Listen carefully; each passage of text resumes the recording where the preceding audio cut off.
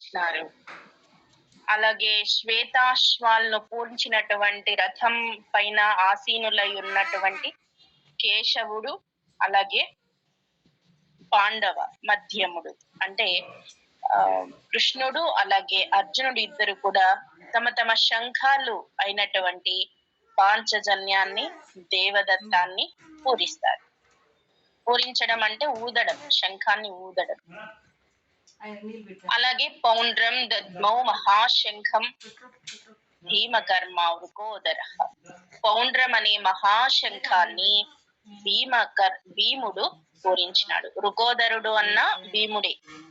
భీమకర్మ రుకోదర అని రెండు పేర్లు ఇచ్చేసినారు అక్కడ. మరి ఎందుకో తెలియదు, కానీ అక్కడ ఒకరిదే పేరు వస్తుంది. భీముడిదే, రుకోదరుడైన భీముడే. ఆయన మహాశంఖాన్ని అంటే పెద్ద శంఖాన్ని, ఆయనకి సైజుకి తగ్గట్టు ఉండాలి కదా ఆ శంఖం కూడా, అలాగా ఆయన పట్టుకుని ఊదేంతటి పెద్ద శంఖాన్ని ఆయన కూడా పౌండ్రం అనే పేరు గల శంఖాన్ని పూరించాడు అని తెలుసుకున్నాం. ఇక ఈ రోజు శ్లోకాల్లో అనంత విజయం రాజా కుంతి పుత్రో యుధిష్ఠిర. యుధిష్ఠిరుడు అంటే ధర్మరాజు, యుధిష్ఠిరుడు అంటే కుంతి పుత్రుడు అయినటువంటి ధర్మరాజు మొదటి కొడుకు కదా ఆయన. ఎవరి అంశతో పుట్టుంటాడు? సూర్యవంశం. సూర్యుడు కాదు, ఎవరి అంశతో పుట్టుంటాడు ధర్మరాజు? యమధర్మరాజు. యమధర్మరాజు అండి. Very good. యమధర్మరాజు అంశతో ధర్మరాజు పుట్టుంటాడు. భీముడు ఎవరి అంశతో పుట్టుంటాడు? వాయుదేవుడు. వాయుదేవుడు. వాయుదేవుడు. Very good.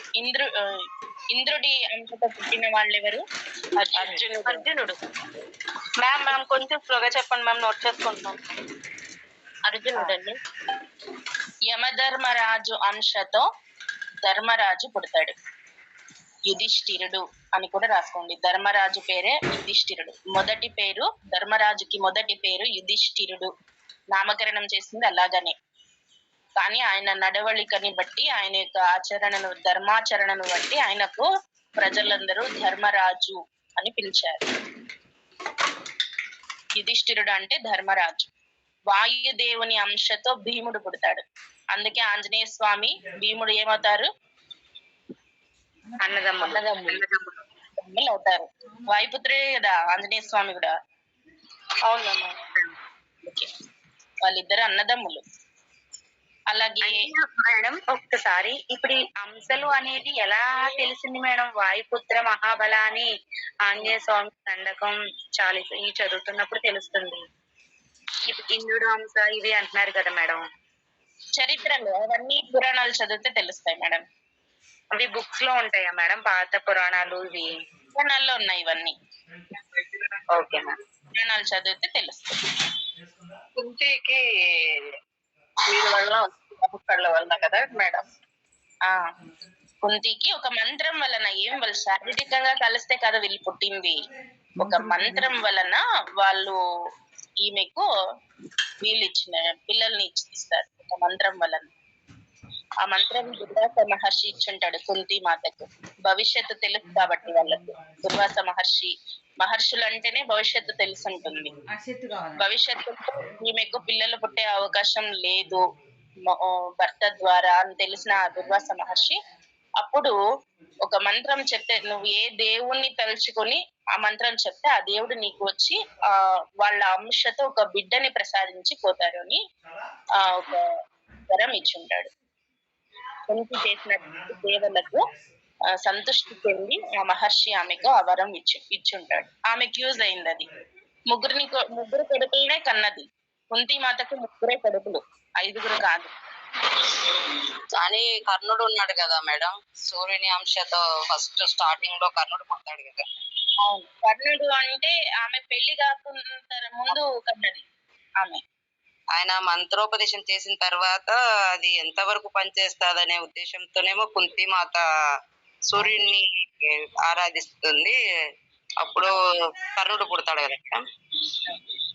పెళ్లి కాకుండా పిల్లాడు పుట్టినాడంటే సమాజం ఉందో ఈ సమాజంలో తలెత్తుకోలేము అన్న ఉద్దేశంతో ఆమె ఇదంతా మీకు తెలిసే ఉంటది. ఒక పెట్టెలో పెట్టి, నదిలో వేస్తుంది. అతను పేదవాడికి దొరుకుతాడు.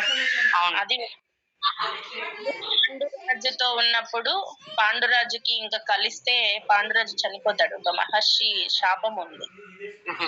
రాజు భార్యతో కలిస్తే చాలు అప్పుడే అతని మరణం సంభవిస్తుంది, అతను అప్పుడే శవం అయిపోతాడు అని చెప్పేసి శాపం ఇచ్చుంటాడు. రౌళి మేడం మీరు ఆఫ్ చేసుకుంటే బాగుంటుంది మేడం, సౌండ్ వస్తుంది.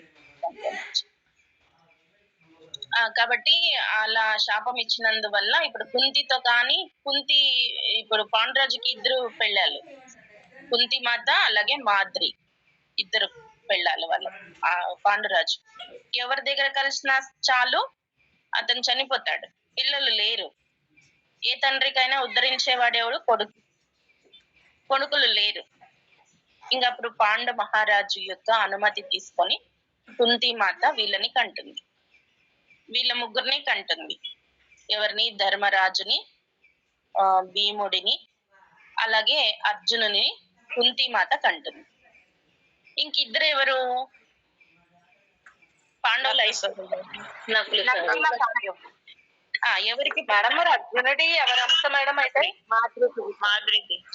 మాద్రికి పుడతారు. మాద్రికి కూడా మరి పాండురాజు కలిస్తే చాలా చనిపోతారు కదా, అందుకు కుంతి మాతనే ఆ మంత్రాన్ని ఆమెకు ఉపదేశిస్తుంది, మాద్రికి కూడా. అప్పుడు నాకు అందమైనటువంటి పుత్రులు కావాలనుకున్న ఆ మాద్రి అశ్విని దేవతల్ని, ఇద్దరే ఉంటారు అశ్విని దేవతలు ఇద్దరే, ఆ అశ్విని దేవతల్ని ప్రార్థిస్తుంది. వాళ్ళ అంశతో పుట్టిన వాళ్ళే నకుల సహదేవుడు, చాలా అందగాళ్ళు ఇద్దరు కూడా. అలాగే సహదేవుడైతే ఏదైనా ఒకసారి విన్నాడంటే అలాగే గుర్తుండిపోతుంది ఆయనకు, టేప్ రికార్డ్ లాగా రికార్డ్ అయిపోతుంది ఆయనకు, అంతటి తెలివి ఉంది. ఈ అశ్విని దేవతలు ఎవరు తెలీదా? ఈ అశ్విని అర్జునుడు అంశ చెప్పలేదు మేడం ఎవరు? ఇంద్రుని అంశంతో. తదాస్తు దేవతలు. వెరీ గుడ్, తదాస్తు దేవతలు కూడా వీళ్ళే. అలాగే ఇంకొక విశేషం ఉంది, దేవతలకు డాక్టర్స్ వాళ్ళు, అశ్విని దేవతలు డాక్టర్లు వాళ్ళు. ఓకేనా? దేవతలకు ఏదైనా వెన్ను నొప్పో, వీపు నొప్పో, ఇంకేదైనా చెవి నొప్పో, కాళ్ళ నొప్పో వస్తే చూసుకునేది వీళ్ళే, అశ్విని దేవతలు, డాక్టర్స్ దేవతలు. వీళ్ళ అంశతో పుట్టిన వాళ్ళే నకుల సహదేవులు. ఓకేనా?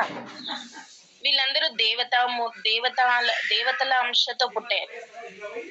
సామాన్య మానవులంటే వాళ్ళంతలా ఒక ఆదర్శవంతమైనటువంటి జీవితం అలాంటి కాలంలో దుష్టులు పక్కలోనే ఉన్నప్పటికీ అంతటి గొప్పవాళ్లుగా పెరిగినారన్నా, అంతటి నలుగురికి ఆదర్శవంతులై ఆ యుద్ధానికే ఆదర్శవంతులై బ్రతికానన్నా సామాన్యులంటే అది సాధ్యమయ్యేది కాదు.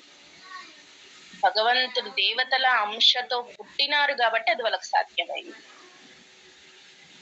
అందుకే మనం కూడా పిల్లల్ని కనేటప్పుడు భగవంతుని మన మీద, అది పవిత్ర కార్యం, సృష్టి కార్యం, ఎట్లా పడితే అట్లా చేసుకొని ఆ గర్భం దాల్చినాం అంటే కాదు.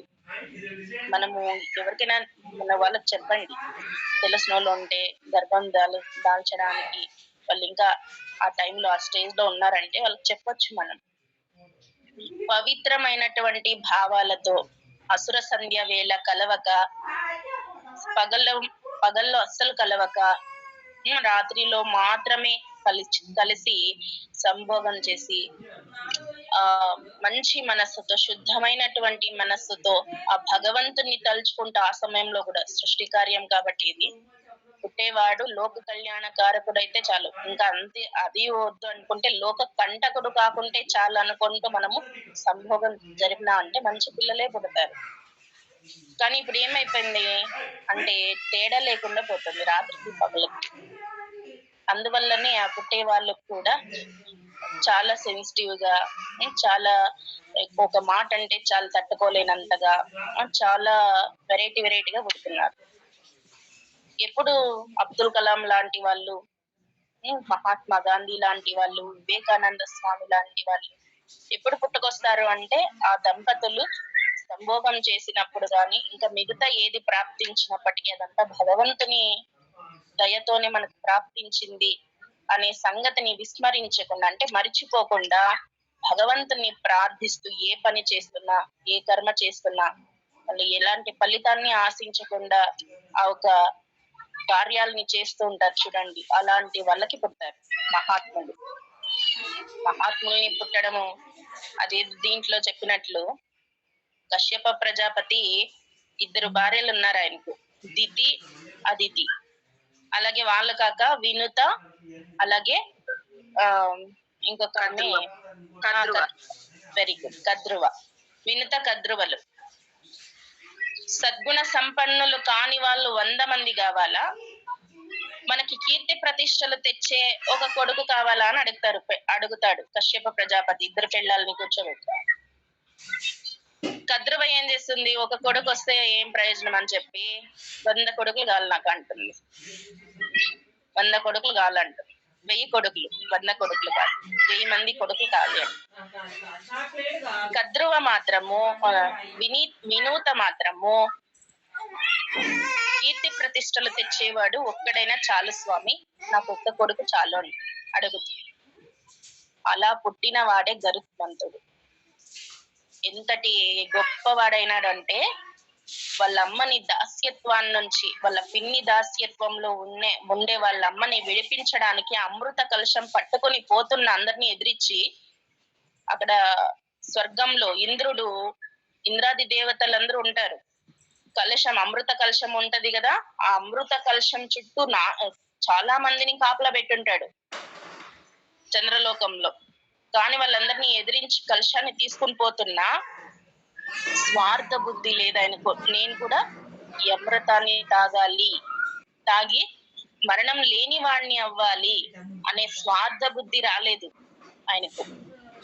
అలా పోయి వాళ్ళ అమ్మని ఏముంది ఆయన మైండ్ లో అంటే వాళ్ళ అమ్మని దాస్యత్వం నుంచి విడిపించాలంతే. మోసం చేసి ఉంటుంది కద్రువ వినూతని. మోసం చేసి దాస్యత్వం అంటే ఆమె కింద పనిచేసే విధంగా చేసుకుంటుంది.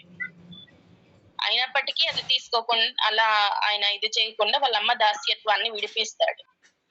సాక్షాత్ మహావిష్ణువే ఆ గరుత్మంతుడికి ఎదురొచ్చి, ఓ గరుత్మంత, నిన్ను నేను వాహనంగా పొందాలనుకుంటున్నాను, నీవు నాకు వాహనంగా మారగలవా అని అడిగేటంతటి గొప్పవాడు పుట్టినాడు గరుత్మంతుడు.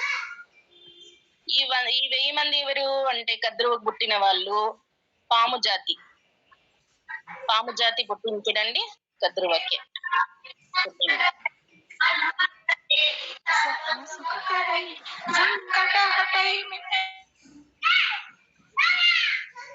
ఈ కద్రువ వల్ల ఈ పాము జాతి పుట్టింది. ఎవరు మేడం? దితి అదితి ఎవరు?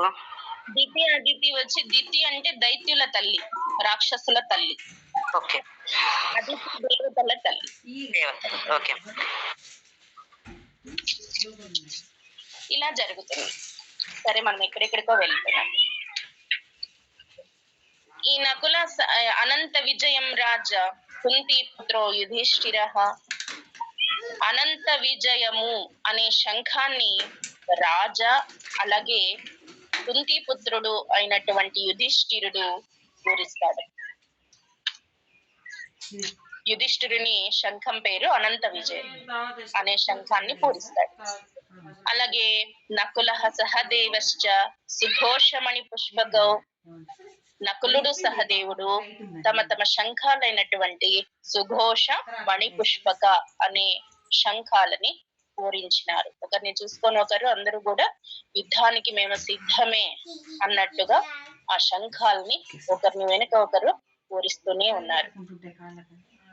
కాశ్యశ్చ పరమేశ్వాసః శిఖండీ చ మహారథః. అలాగే మహావీరుడు, మహాయోధుడు, మహాధనుర్ధారి అయినటువంటి కాశీరాజు, మహారథుడైనటువంటి శిఖండి, దృష్టద్యుమ్నుడు, విరాటశ్చ విరాటుడు, సాత్యకిశ్చాపరాజితః యుద్ధంలో ఓటమే లేనటువంటి సాత్యకి, వీళ్ళందరూ కూడా తమ తమ శంఖాల్ని పూరించినారు. ద్రుపదో అంటే ద్రుపద మహారాజు. ఓకేనా? ద్రౌపదేయాశ్చ, ద్రౌపది కొడుకులు ఎవరు? పంచపాండవులు ఉన్నారు కదా, 5గురు. వాళ్ళు కూడా తమ తమ శంఖాల్ని పూరించినారు. అలాగే సర్వశః పృథివీపతే. పృథివీపతే అంటే రాజులు, పృథ్వీని ఏలుతూ ఉంటారు కాబట్టి పృథివీపతే అనేసి అంటారు. ఇంకా పెక్కు మంది, సర్వశః చాలా మంది ఇక్కడ చేరినటువంటి పృథివీపతే రాజులందరూ కూడా తమ తమ శంఖాల్ని పూరించినారు. అలాగే సౌభద్రశ్చ, సుభద్రుని కుమారుడు సౌభద్రుడు. సుభద్ర కుమారుడు ఎవరు?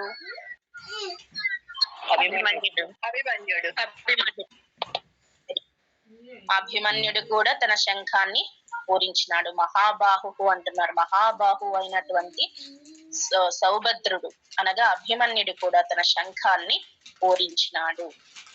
అలాగే శంఖాన్ పృథక్ పృథక్ వీళ్ళంతా కూడా వివిధ రకాలుగా ఉన్నటువంటి తమ శంఖాలన్నిటినీ వేరు వేరు విధమైనటువంటి శబ్దాలతో పూరించినారు అని మనము ఈ శ్లోకాల్లో చెప్పుకున్నాం. ఇది మీరు చెప్పుకున్నా వస్తుంది, మీకు చదువుకున్నా వస్తుంది, నేను చెప్పాల్సిన అవసరం లేదు. ఇప్పటిదాకా నేను చెప్పింది ఎవరికైనా ఏదైనా సందేహం ఉంటే అడగండి, ఒకసారి వివరించడానికి అర్థమైందండి.